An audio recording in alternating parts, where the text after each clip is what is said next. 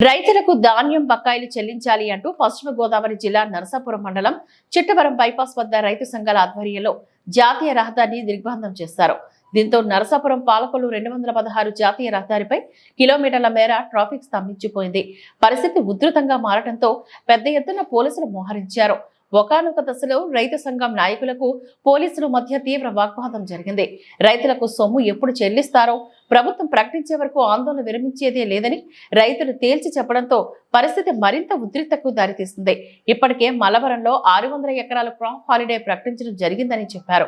చివరికి Narasapuram RDO Achyut Ambarish, DSP G Srinivasulu సంఘటన ప్రదేశానికి చేరుకొని రైతు సంఘం నాయకులతో చర్చలు జరిపారు. సోమవారంలోపు బకాయి సొమ్ము విడుదల చేయిస్తానని హామీ ఇవ్వడంతో ఆందోళనను విరమించారు. ఈ సందర్భంగా కౌలు రైతు సంఘం నాయకులు రామాంజనేయులు మాట్లాడుతూ జిల్లాలోని రైతులకు 490 కోట్ల మేర ప్రభుత్వం బకాయిలు చెల్లించాల్సి ఉందని అన్నారు. హామీలు ఇస్తూ రైతులు దగా చేస్తూ ఉండటంతో ఆందోళనకు దిగామని అన్నారు.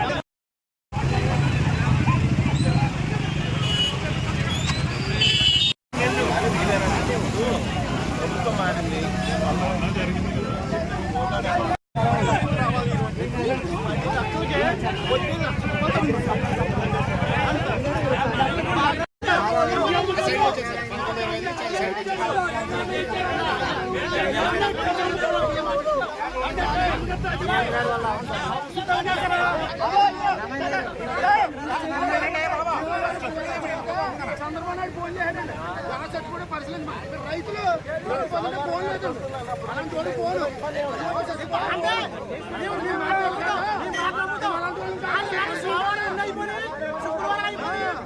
నాతో నలుగురు రండి, నేను కలెక్టర్ గారి దగ్గర స్వయంగా తీసుకెళ్తాను. నేను కలెక్టర్ గారి దగ్గర నేనే స్వయంగా తీసుకెళ్తాను.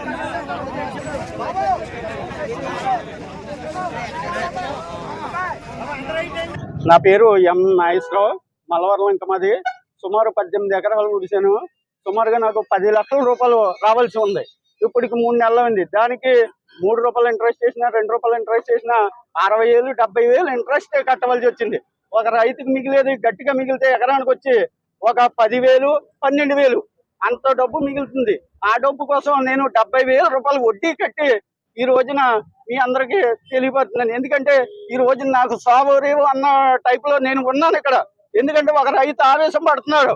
ఒక పక్కన ఎందుకు పడుతున్నాడు, ఈ రోజు నేను అప్పులు పాలైపోయి ఈ రోజు మళ్ళీ ఓడితకి నేను 18 ఎకరాలు ఆకుమడేస్తే సుమారు 40,000 రూపాయలు ఆకుమడిపోయింది. అది 40,000 రూపాయలు ఆకుమడిపోయినందుకు 600 ఎకరం ప్రాపర్టీ ప్రకటించడం జరుగుతుంది. ఎందుకంటే మేము ఇంకా పెట్టుబడి పెట్టలేము, మేము చేయలేము ఈ వ్యవసాయాన్ని నిర్దాక్షిణ్యంగా చెప్పడం జరిగింది.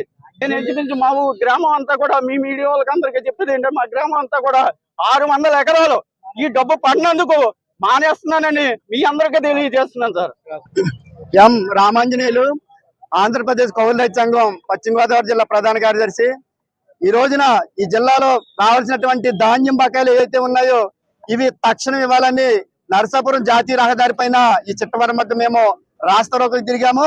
దీనికి ప్రధాన కారణం ఈ జిల్లాలో ఉన్నటువంటి 30,000 మంది రైతాంగానికి 450 కోట్ల రూపాయలు ఈ రోజున బకాయిలు ఉన్నాయి. మరి దీనికి సంబంధించి 1 కాదు 2 కాదు 3 కాదు 4 నెలలు జరుగుతుంది. అనేక సందర్భాల్లో మా కష్టార్జితం మాకు ఇవ్వండి, ప్రభుత్వం ధాన్యం కొన్నది 3 నెలలు అయినా కానీ ఇంతవరకు డబ్బులు ఇవ్వలేదు. అటు దావా పంట పూర్తయిపోయింది, మళ్ళీ సార్వనాట్లు కూడా పూర్తయిపోయి మా డబ్బులు మాకు ఇవ్వండి అంటే ఈ రోజుకి ఎక్కడ పట్టించుకున్నటువంటి పరిస్థితి లేదు. అనేక సందర్భాల్లో ఈ నరసాపురం ఆర్టీఓ దగ్గర, అలాగే మా జిల్లా పౌర సరఫరాల దగ్గర డిఎం గారి దగ్గర కూడా మేము ధర్నా చేశాము.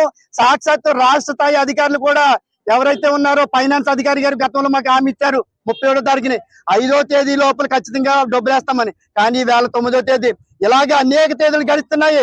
తెచ్చిన పంటకి అలాగే తెచ్చిన పెట్టుబడికి కోతలు అయిపోయిన తర్వాత పంట చేతికి వచ్చిన తర్వాత 3 నెలలు అక్రంగా వడ్డీలు కట్టి ఇవాళ రైతాంగం నష్టపోతున్నారు. మరి ప్రభుత్వం ఈవేళ ఇప్పుడు వచ్చారు ఈ రాష్ట్ర రోగానికి గవర్నీలు అయినటువంటి ఆర్డీఓ గారు. ఆయన ఏం చెప్తారంటే ప్రభుత్వం చాలా కొత్తగా ఎంపికైంది, చాలా లాస్ లో ఉంది, ఒక ఓటైన బడ్జెట్ ఇప్పుడే ప్రవేశపెట్టారని అన్నారు.